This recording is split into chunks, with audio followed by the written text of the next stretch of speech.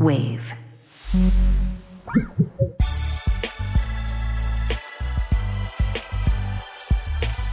Ladies and gentlemen, welcome to The Right Time, a Wave original.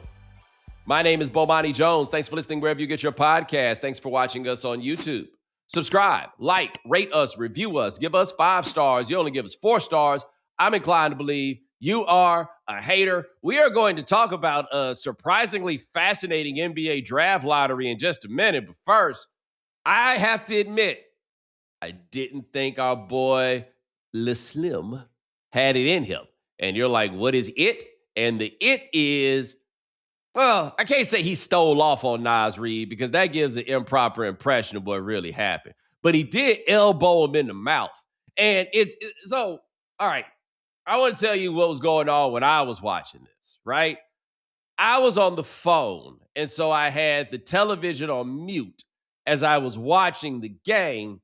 And when I was looking up and seeing things, I saw Naz Reid hit Victor in the face, right? And I was like, that's something. And, I was cutting Victor a measure of slack. I don't know if slack's the right word, but the bottom line is, for most people, when they intentionally elbow somebody in the mouth, they got to get their elbows up.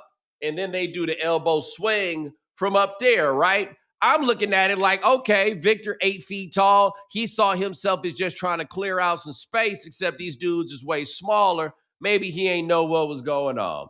Brother, they sent me that video where you got Victor throwing that elbow, and then he hit Naz Reid right in the grill. And then you look up, and they zoom in on Dylan Harper, and Dylan Harper is like, whoa. And I was like, oh, no. He did this on purpose. There was more plausible deniability in that time that Ron Artest elbowed James Harden in the mouth than there was when Victor elbowed Naz Reid, right? There was more. And I also want to make this note, in fairness to Naz Reid, who took that licking and kept on ticking. I think we have a tendency to talk about Victor and like, oh boy, he's so skinny. Yeah, and he's also like Diesel. Like, right, it's very clear to me that's a strong motherfucker right there. Like that combined with the leverage of that elbow swinging around. I mean, like, whether or not he's strong, the amount of limb that comes at you, like just, basic physics, like how arm hit far, his arm has to travel when it goes across his body. Yeah, but he kept it close too. Yeah. And look, that look on his face, he had enough. And he decided that one way or another, he was going to clear them out. And he cleared Naz Reid out. And the way you really know he did it on purpose is I have never seen anybody offer less argument over a flagrant 2 and less an emotion. Ejection. Yeah, he was just like, I'm ejected. All right. See you guys later. And just walked in the tunnel. Oh, you decided that you were going to send a message to the league. In game 4, a very important game. Yeah, I'm trying to remember, me and Shannon got a scale on these things, right? So it was not a pivotal. Pivotal is game 5. It was not a do or die. Nobody already had 3. Try to remember what the term is. Must win one of them? It was a must-win for Minnesota. Yes. Right? It was a must-win for Minnesota. But I'm trying to remember, what they were going for was the decisive advantage. Right? Like that's what they were going for.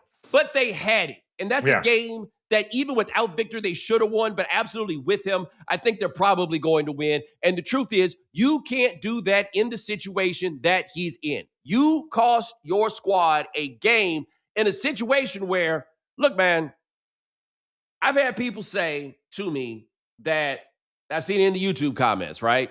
Where they're like, oh, so the Lakers are winning. You ain't got nothing to say about LeBron. Well, the Lakers over there getting their asses kicked, and I ain't got nothing to say about them either, okay? Right. There's just not that much interesting going on with them at this point. We'll get to LeBron in July. Yeah. The Thunder are going to get them up out of there, and then the Thunder's going to go home, and they're going to be posted up, and they're going to be resting, and I don't know what they do to practice. Apparently, they go put on one pieces and wrestle, because that's the kind of basketball that they decide they're going to play. You know what? They don't wrestle. They wrestle. That's what they're going to do. They're going to go out there, and they're going to paint their faces, and they're going to get all greasy and shit, And on one hand, they going to practice how to do holds. And on the other hand, they going to practice how to sell them. Yeah. Right? That's what they going to do. But all I'm saying is they're going to get to go over there and they're going to rest up. And chances are that Jalen Williams is going to be back after having a month of resting up, where the hardest decision that he's had to make is which ridiculous get up he's going to wear on the sideline. Boy, let me tell you something right now. And I get this. I'm 45 years old. And this is something I think everybody needs to understand that I feel personally about life and everything else. I'm not supposed to be on the same shit as these kids. Of course. Right? I'm supposed to look at what they wear and think it's ridiculous. That's what I'm supposed to think. Man, I saw that boy Jalen Williams on the sideline with a pink jacket that looked like a bit of a crop top, and I think I saw he had a star on his face. Meanwhile, one of them dudes from the Spurs, one of them last name cat, Carter Bryant. That's what his name is. Now, on another day, we talk about my thing with black people giving their kids white people names. And yes, last name is white people names, Ryan. You from the South. You know exactly what I'm talking about here. Yeah. Right. Like when black people start being like, ooh, I'm gonna give my kids white people names, they'll get better jobs. Nah, they won't. No, they won't, because they're gonna show up one day. But anyway, he was on the ground during the game and his jersey pulled to the side, and that boy had multiple butterflies tattooed on his back. And I said, what? Like, it wasn't in the middle of the low part of his back. Hashtag IYKYK. However, it was still multiple butterflies on his back. And I'm like, that dude that gave you that tattoo was like, are you sure you want to do this? Well, okay, I don't know what the rest of it was, right? I have no idea. You just saw the butterflies. I saw enough to have questions. We were talking about basketball. Sorry about that. But yeah, Jalen Williams be over there in them get-ups. You know what I'm saying? He going to be back probably by the time they play. And meanwhile, every game the Spurs play is another game where something can go wrong, right? Every game you play is a game where somebody might get hurt, somebody might get dinged up, whatever it is. Every game, like my daddy always says about owning a house or just everything in general. My daddy say, everything you own is a bill waiting to happen. Every game you play is a bill waiting to happen. And they needed to hurry up and be done with this. Okay, it was bad enough they lost that game one in their own house. They needed to hurry up and be done with this. And part of why they're not done with this is because Victor lost his cool, and you can't do that. On the other hand, I do respect the goonery of it. Like, I really respect the fact that he was like, no, I elbowed him in the head, and now I'm going to go back and take a shower. Here for it. My question for the Spurs is, how y'all ain't got no goon?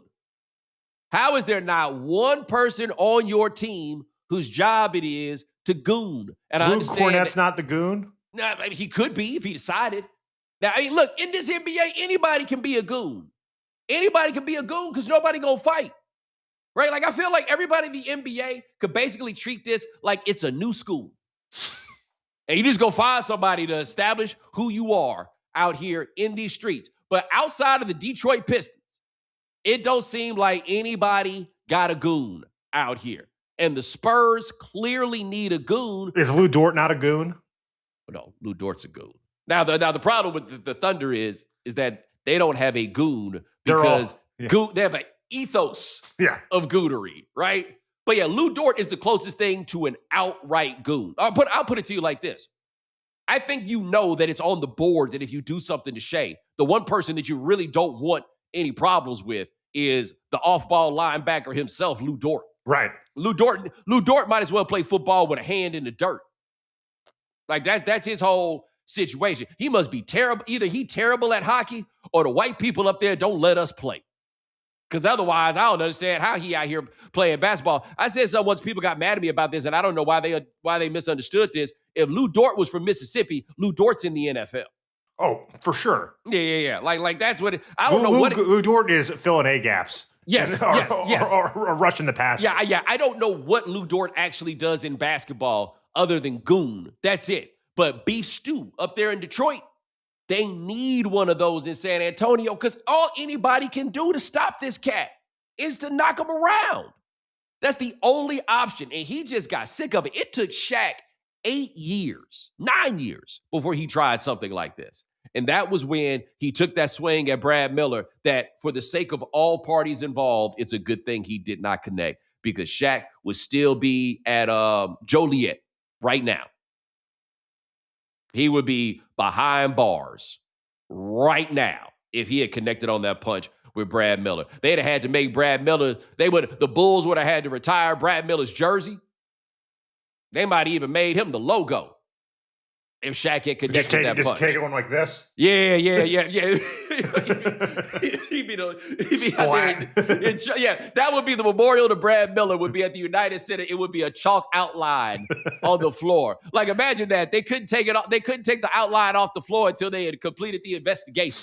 They still playing games out there. They got tape on the ground. Brad Miller laid out on the ground, his head over here, the rest of his body over there. Like that's what it would have taken in order to do that. But no, everybody got to have a goon. Like, this is not a league that's supposed to be completely and totally absent of goons. He should not have to be his own goon. Somebody else should have stepped up very much clearer and been like, hey, we don't tolerate this. And it's not like they don't follow this man. It's not like they don't run behind this man, right? It's not like they got an issue with him. It's not like when he first got there, when they had Cisco and them other haters that ain't even want to throw oops to him. Everybody seems to be on board, right? How is nobody's job to go fight Naz Reid or whoever it was for Victor? I don't it doesn't make any sense. Somebody needs to be on the job. Like, it should be some dreadhead brothers in the lobby. They got a bunch of them dreadhead cats. Ain't none of them Castle, Vassal. Ain't none of y'all. It's Vassell. My bad. I like Castle and Vassal. How about we start calling them Cassell and Vassal? Just throw people off, right? But somebody's supposed to be the problem. He cannot do that for himself. That's where this NBA has gone to places that are just too far for me. Honestly, if I'm the Spurs, I'd trade 2 first-round picks to get Beef Stew down there. Can you imagine if they had beef? Dude, you imagine the ovation to Beef Stew we get every time? Man, we need to talk to my man Bruce. I wonder I got to call Bruce, find out what he thought Bruce about Bowen's that. got takes. Oh, I'm sure he does. I'm sure he has thoughts. Positive. I bet Bruce might have taught him that move. Nah, Bruce is a little more subtle. Yeah. That would be Bruce's frustration, is he was too obvious with it. Yeah, Bruce would have taught him, now see what you got to do is just put your foot right there. Not that far. Just right there. See? Oh, see how your knee right there by the thigh bone? There. See. Now Bruce going to call me and start talking about how he had to talk to his therapist about me and what happened. Also in that game, as much as there is to say, dude, shout out to Anthony Edwards, man. Yeah. Put up, what was it, 36 last night? 36 on one leg. 36 on one leg. He's going to the tunnel and getting oxygen in between and everything else. I love that team, man. They're not good enough to do enough, but I really, really, really like them and their whole get down and everything else. They a squad full of dudes that go hard, and Julius Randle. And it is great to see what they're doing and how they're doing it. But the bottom line is the Spurs should have dispatched of them and be in here resting and allowing us to rest. Because, Ryan, we wrapping shit up. We're going to talk about, some of this a little bit later, I suppose. The Knicks got them up out of there. I am imagining that the Thunder going to get the Lakers. It's going to be that was a 1-2-3 Cancun Classic in Philadelphia, boy. Oh, man. That was I didn't even bother to watch the game. I went to go see the Michael Jackson movie because I was just like, for what, right? And then I looked at the score during the movie, and I was like, oh, they got a direct flight from Philly to Cancun. I didn't know they had flights to Cancun that late. But they was like, them motherfuckers like, yo, we got a flight to catch. It was a 3:30 tip. They were trying to make their 8 o'clock flight. Yeah. They're like, hey, we got to go. We got no media. Just box up my locker. Just send it to me. I don't even really need to. I don't need to be back for that. I guess we're gonna see what happens with the Cavs and the Pistons. The Pistons, we're gonna see if they want to get them out of there. Jim Harden decided to show up and play a little bit, just enough basketball, so he can say he played a little bit of basketball. But no, everybody's trying to get this out of here so we can get ourselves a couple nights to get ready for the conference finals, where we only got one game per night. You know what I'm saying? We could all some 8:30 tips. We could be crisp. We could be at our best. But nah, Victor had to prove a point to somebody. But I love that he did.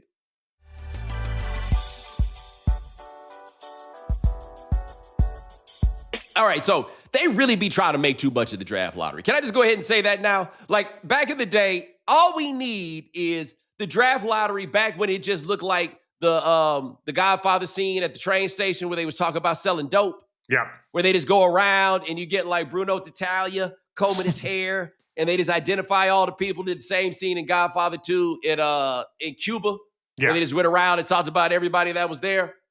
That's all we need the lottery to be. It looked like it was 15,000 people there. Like, what was this huge audience? Got all the players there. Yeah. I do like seeing the random folks, representatives from each team. It's like, oh, Tayshaun Prince. I know he worked for the Grizzlies. You know, yeah, so that I appreciate, right? Yeah. Like, and when they're like, "Hey, could you go sit there for us, John Wall?" Yeah. Hey, Con, what you up to, bro? You doing anything? You do anything for Mother's Day? Well, me and my mom. Yeah. Anyway, we was just hoping if you could be a good luck charm, perhaps, and go with us to the draft, right? But I'm just all those other people who are there. I get it in the sense that I guess it's an opportunity to introduce the audience to the players. But they not hooping. Right. They just tall in suits. They could be anybody out there, you know? And they get to play up. And this gets on my nerves too, man. You know, this is really about the mothers. No, it's not. It's Mother's Day, but this ain't about them. Do you think that's where they want to be? Yeah, great point. Great point. They ain't no check today. Like, this is some let me know, like, these pancakes still raw in the middle. Right? Like, all this is flipping the pancake. Breakfast is not ready. Why are we here? But anyway, the lottery goes through. The Washington Wizards got the number 1 pick. The Utah Jazz are at number 2. The Memphis Grizzlies were at number 3. Number 4 was Chicago Bulls. And number 5 is the Los Angeles Clippers. Okay. The lottery did turn out to be interesting on a few levels, okay? Number 1, John Wall, I don't know if you remember 30 years ago when the Sixers won the lottery and Pat Croce went and dapped up everybody. That's a little before my time. That was at the podium. Pat Croce was that guy, but Pat Croce could not have possibly been happier. John Wall did not seem to care a single solitary iota about the fact that they had won this lottery. In a draft that's got, in my estimation, 3 guys you'd love to have as the number 1 pick. That would be Dybantsa, AJ Dybantsa, Darren Peterson, even with all the other stuff, right? I think you're still pretty happy to get Darren Peterson. And Caleb Wilson. No, I do not have Cam Boozer on that list. Cam Boozer looked like he had to work a little bit too hard to get his buckets in college. And I know I said this about Paolo Banchero, and people thought I was just hating. And yes, both those dudes went to Duke, but it should look easy when you're in college. It did not look easy with Cam Boozer in college. Like, it's not a number 1. Compared to those other guys, those guys have the potential to be superstars. Cam Boozer will probably be an all-star, right? But he's not, I don't see it with those guys. Dybantsa is interesting to me because for those who have not been paying attention, he went to high school in Utah. He played for BYU because a gentleman named Ryan Smith got him to the school in Utah and then got him to BYU because it's the NIL world. For those of you who don't know what Ryan Smith does, he's the owner of the Utah Jazz. I don't get the feeling that he put in this level of investment just because he loved BYU that much. If you are the Wizards and you are sold on Dybantsa, who to me is the clear number 1 pick from what I've seen, if that's your guy, what would it take for you to move down to number 2? Because Utah is going to go to the playoffs next year. They're not going to be bad. So you can't just be like, oh, give us your pick from next year. That's not going to work out. Like, it's going to work out where they got whatever, if you were to make this trade, right? You got Dybantsa, Walker Kessler, who everybody wants to have and everybody wants to trade for, but has been on these terrible teams. Now you'll get to actually be good at basketball and do things for a team that wants to be good at basketball. Jaren Jackson is on that roster. Ace Bailey. Keontae George, who's at a borderline all-star sort of place. What do you need to get back in order to make that move? Because I think you got a live one in Smith, and that you could, what's he willing to give up? What will you take? Because you're just not going to convince me that he's just going to be satisfied after all of this to not make a try at getting Dybantsa. Not make an offer. Yeah. Something's got to happen there. Meanwhile, for the Wizards, I don't know what they're going to do ultimately with Anthony Davis and Trae Young. But those two guys with Dybantsa, that feels like a playoff team. Yeah, that's a real NBA team. Yeah, they're an actual factual NBA team that will not win 50 games because I'm 45 years old and the Wizards haven't won 50 games in my life. I have been using that stat for nearly 20 years in this job, and it still hits like it did the first time. It's incredible. It just keeps happening. But something happened also in this lottery that was interesting, which is the Indiana Pacers made a trade for Ivica Zubac this year, who played for the Clippers. Big man, good player. Okay. Here's what the haul now is, right? The trade. Ivica Zubac and Kobe Brown went to the Clippers in return for Benedict Mathurin, who I thought was going to be a good player.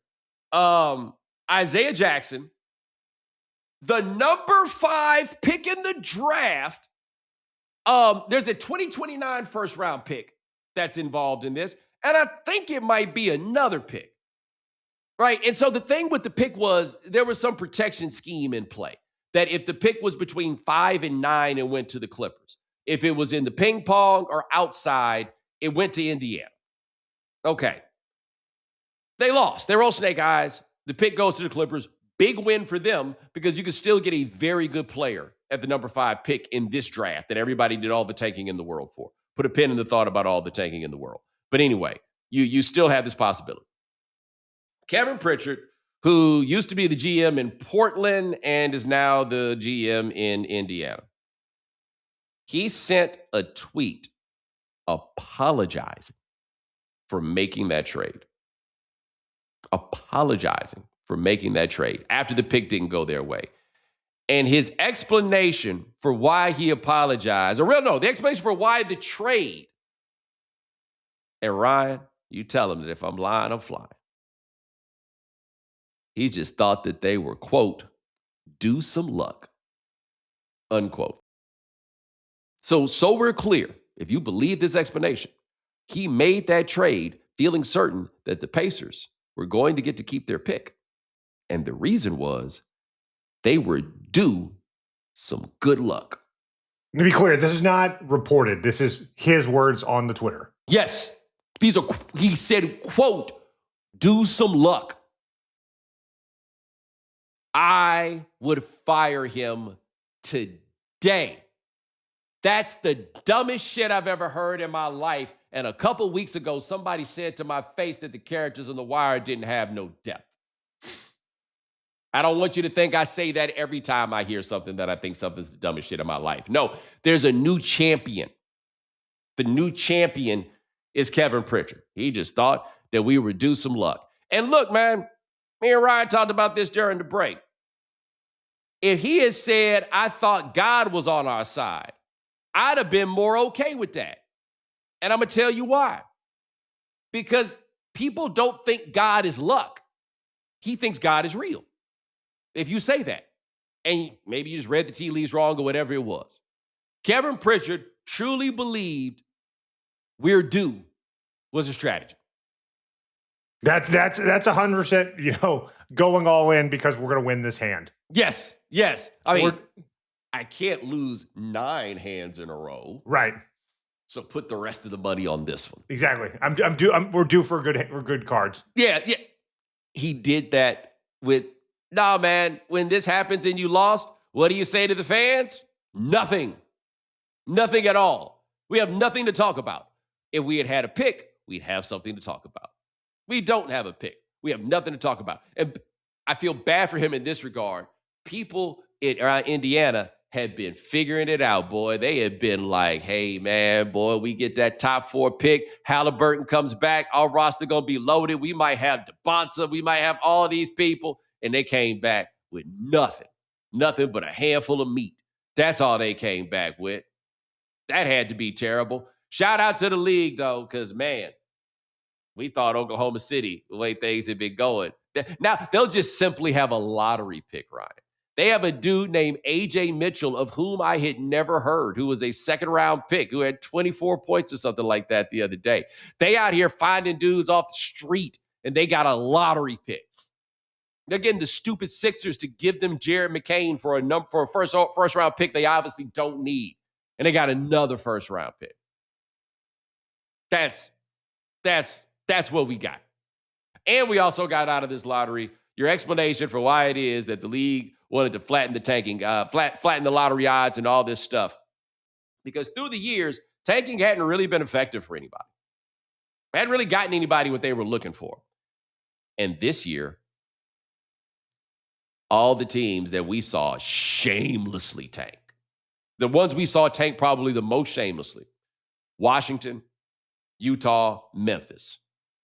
1, 2, 3. Or, and I guess this doesn't matter because it wasn't their pick, the Clippers who traded James Harden after they started picking their season up. Like, the cheaters never prospered. No. That hasn't been what this has looked like. That's not what this has been. Did you look at the Atlantic article on Adam Silver, by the way? I have not. It is on my list, but I'm a big Tim Alberta guy, so I'm excited to read it. Okay.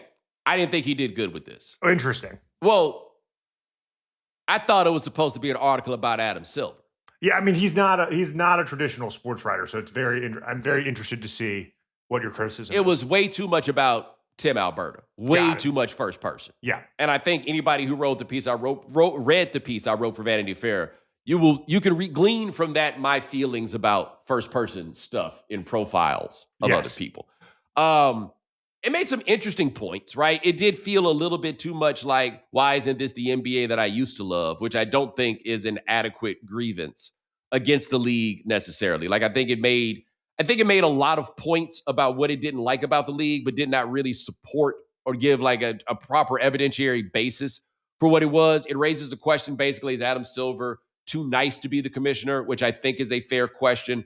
It raised the question as to whether or not the only thing Adam Silver cares about with this league is money, which I don't think is true. I think one thing Adam Silver cares very much so about in this league is the players in the league and their well-being and whether this league is serving them as partners. I do. Now, whether that's the job of the commissioner, that is a very interesting question, right? But you do not think serving the players and making the most money is the same thing as the players are entitled to?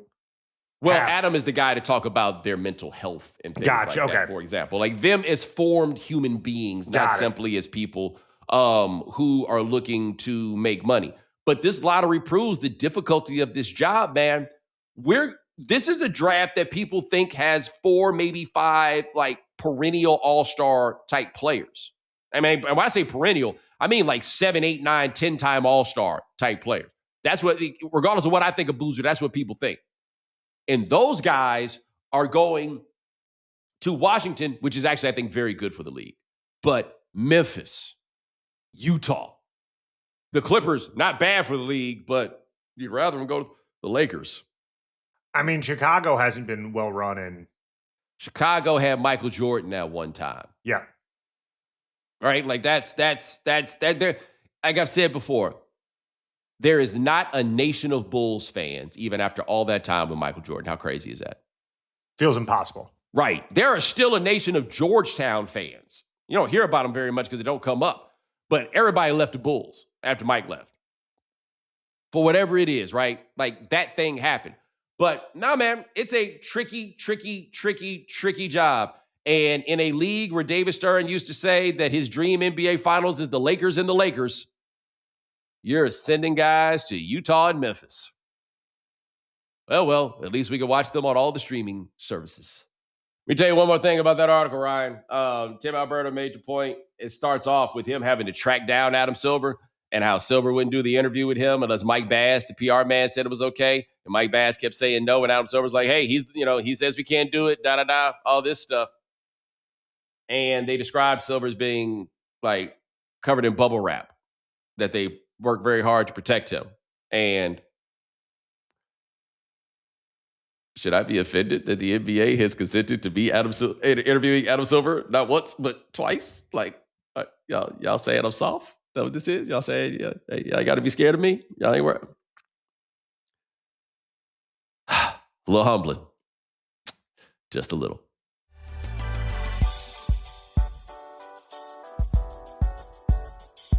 You can predict the playoff action all the way to the finals with FanDuel Predicts. All you have to do is sign up to get your $25 bonus. Follow all the playoff dishes, swishes, wishes, and misses.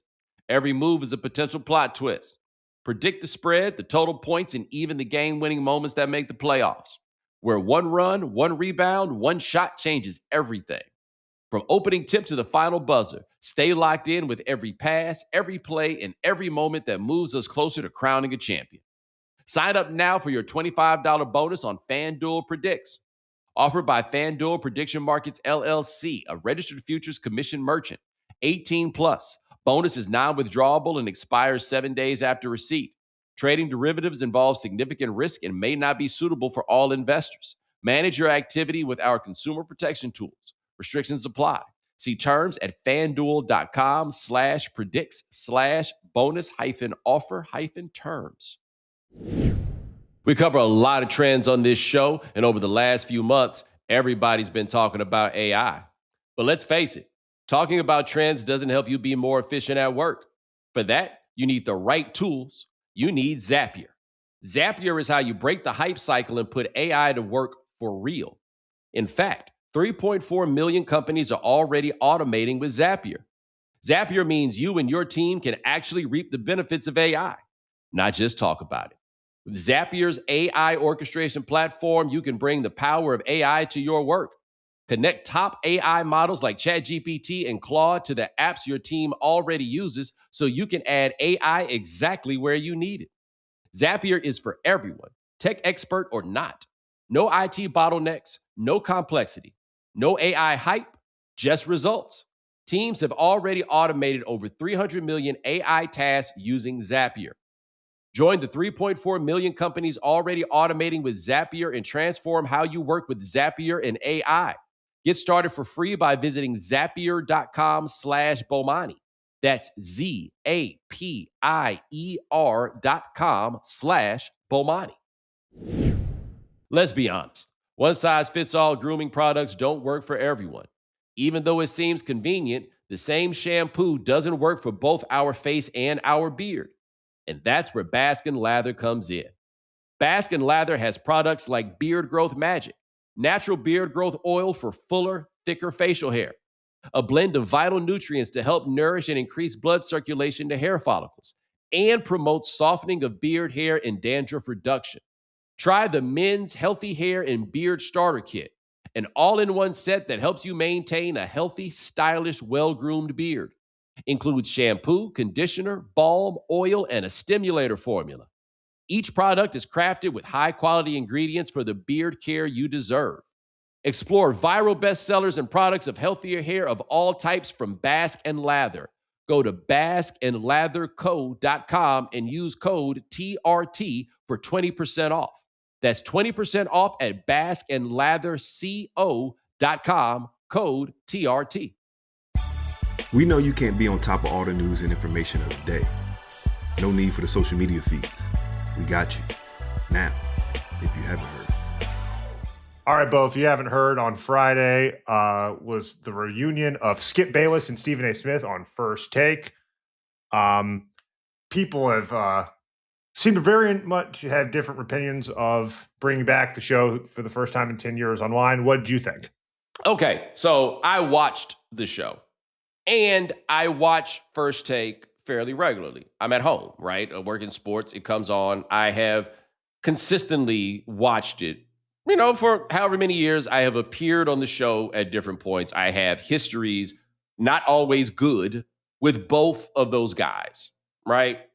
I have always felt about the class of people who critique sports media when they talk about First Take, that First Take is an easy scapegoat for them. Because as another buddy of mine who covers the media has made a very important point, and I think it's worth noting, what's really the difference between First Take and PTI? Right? They're built very similarly. PTI, obviously the difference is 30 minutes versus 2 hours, and PTI is a much more regimented show. Boom, boom, boom. We're going to get to all these things or whatever it is. But you telling me Mike and Tony don't be hollering at each other? Right? You're telling me that there's no room for hyperbole there. You're telling me there's no discussion about legacy there. You're telling me that Michael Wilbon is never going to get up there and tell you how LeBron James will never be as good as Michael Jordan, right? Like you're telling me none of those things ever happened there. Those guys are not going to have a discussion about whether somebody quit or any of those things. Like, are you really trying to tell me that? Because I don't think that's true.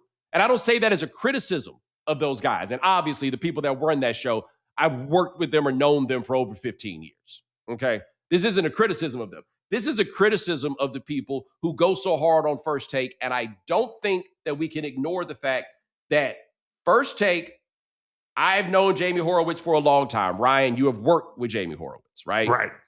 A big thing to understand about Jamie Horowitz and the way that he makes sports media. And Jamie, for those who don't know, when it used to be First Take or Cold Pizza and it would just be First and 10 with Skip, when Jamie Horowitz took over that show, he was like, people watch Skip the most, so why don't we make the whole show about Skip? Right? Like the move toward the embrace debate sort of format comes from Jamie Horowitz. And when people watched Skip and when Stephen A was a contributor on ESPN, not on full time, they're like, this is what people watch the most. Let's do this all the time. Yes, that's how Jamie does things. But the other thing with Jamie is Jamie, unlike most people who work in sports media, is like, hey, look at all these black people watching this show. Why don't we think about a show that these black people will like? So it becomes the show that has the Lil Wayne rap intro, for example, and all these things. Daytime programming at ESPN had always had a huge black audience. I bring that up to say, generally speaking, white people don't really know what to do when they watch something and they get the signal that it ain't for them. Black people typically keep on watching, right?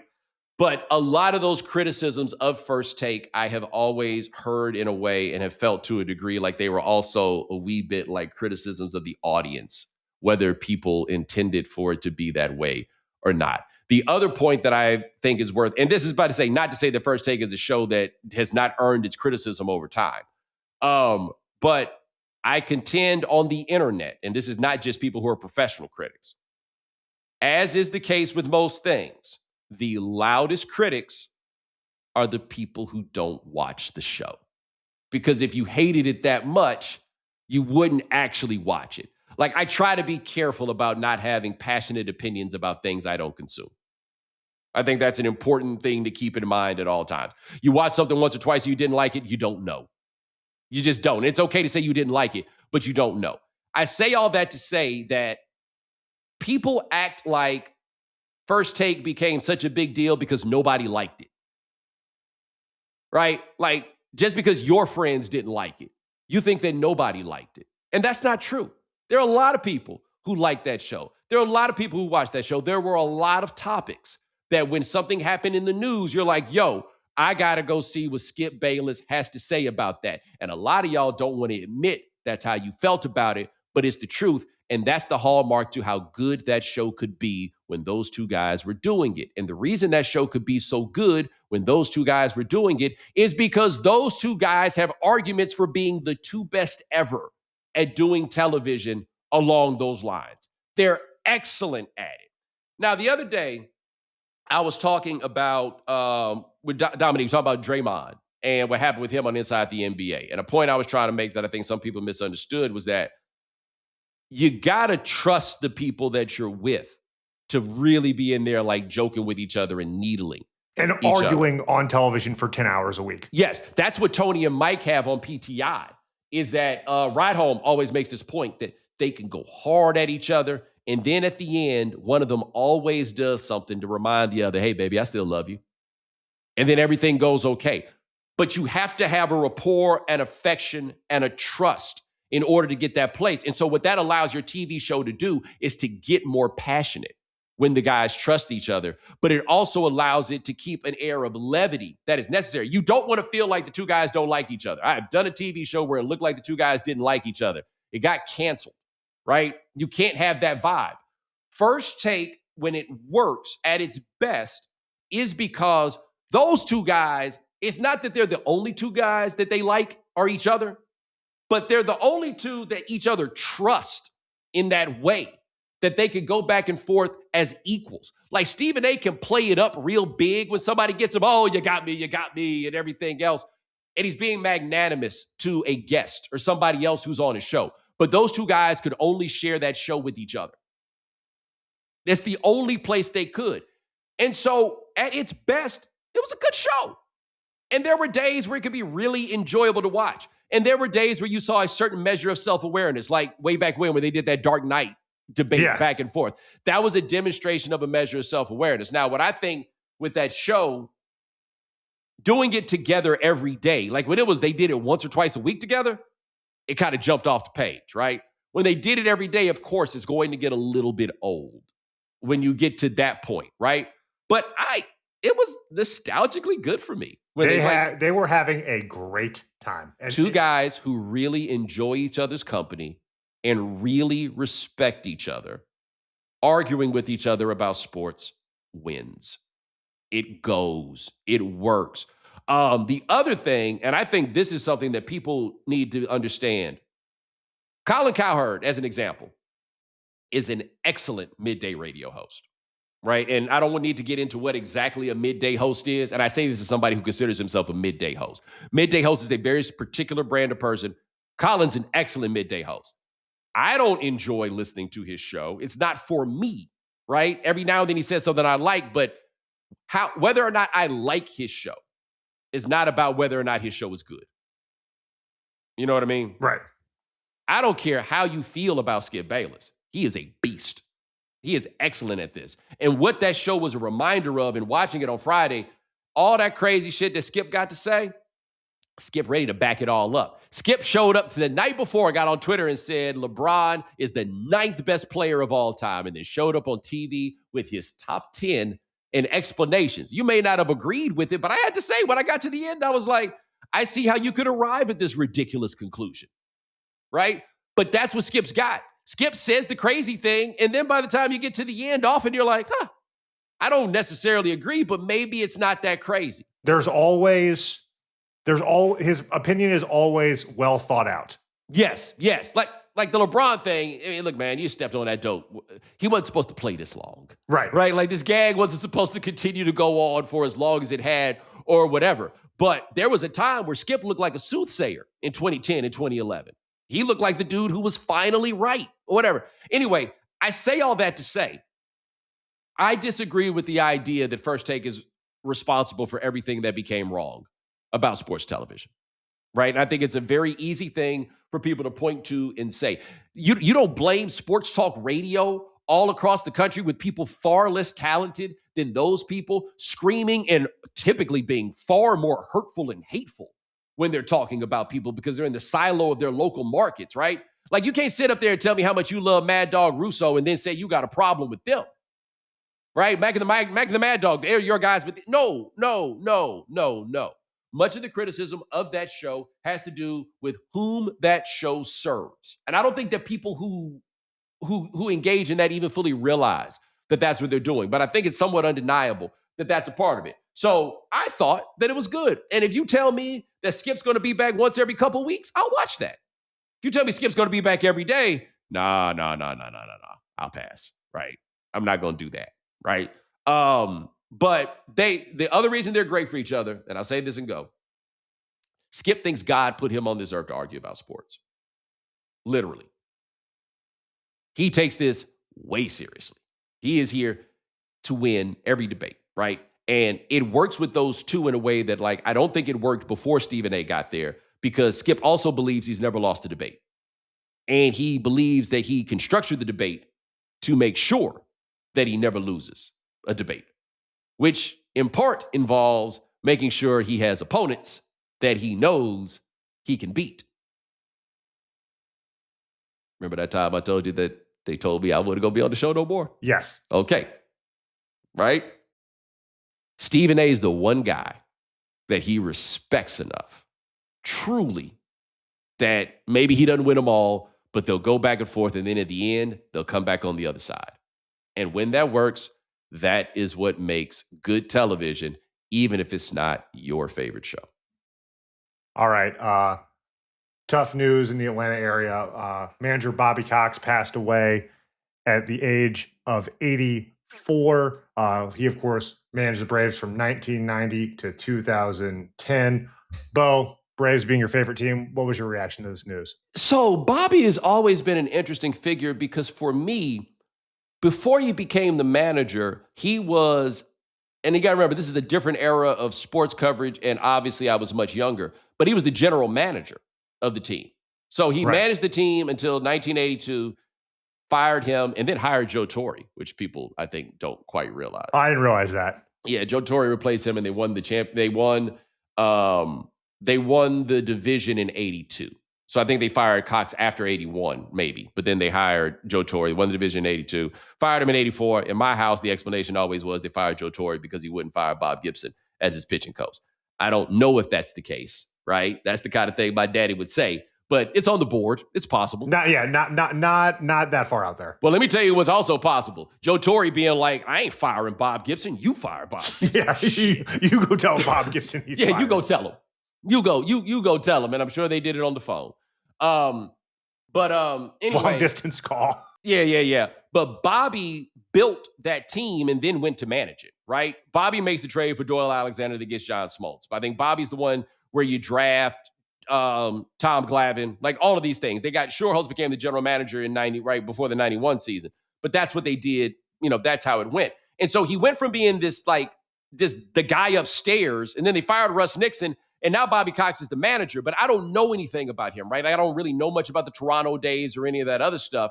And I tell people this all the time. No matter what happens in this world, you can never take 1991 away from me. Like the World Series in 95 was great, but the second half of the 1991 season is everything in the world to me. For being, I want to say 30, I can't remember the record, but I know at one point they were like 38-40 or something like that. Came back, won the division on the last weekend of the season, everything else. And those of you who know me and have listened to me forever, that those Braves are the most important. Like they're the first thing I ever loved that wasn't about family, right? Like I would say the first thing I ever made a choice to love in this world was the Atlanta Braves. And 15 years of knowing we going to be good no matter what. Right? As a manager, we talk about the years they had all the pitching, but they didn't always have all the pitching. And then some years they didn't have the pitching. And then they won with hitting all the time. And then this year the bullpen was excellent. And then this year it wasn't. But every year something different was going to happen. You may not win a World Series, and it's real easy to get frustrated with that. And people can say that this is not a dynasty because they only won World Series. Fine, I don't give a fuck about that. It was so much fun to root for that team, and the steadying force and the constant at every turn was Bobby Cox, right? The other thing with Cox, obviously, is that he's all-time leader in getting ejected. And the only criticism I had with him for those ejections was they were never fun enough for us. Like, he'd go out there and he'd just start talking, and you'd be like, damn, what did he say? Because they were like, give me some Earl Weaver, man. Turn your cap around. Kick some dirt around. All of that stuff. It would never be that. It was like his problem was he could never go back, right? Like, he'd go out there and just keep going. Then finally they're like, we gotta get you out of there, right? Like that was it. So yeah, so Bobby dying, I mean, it wraps a lot for that era. I mean, obviously the players still here. Chipper's still alive. Andrew just went to the Hall of Fame. Glavine, Maddox, Smoltz, all these guys. It's not like these guys are gone. There's also a great opportunity to tell the Braves it's okay to retire Terry Pendleton's jersey. You should. The most important player in this transition of this team becoming what it was is him. Long story, we could talk about another day. But nah, man, Bobby meant something to a lot of us because that team meant something to a lot of us. And he is the most readily associated voice or face of that team. And, rest in peace.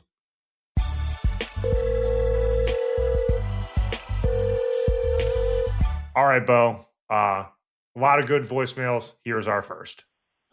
Hey, Bomani. This is David in New Orleans. Love the show. Got a story about Ted Turner in polite society. So years ago, I volunteered at a literary conference here in New Orleans, and one of the main faculty was Robert Olin Butler, who's a Pulitzer Prize-winning fiction writer, and whose wife had just left him earlier that year for Ted Turner to become one of his girlfriends.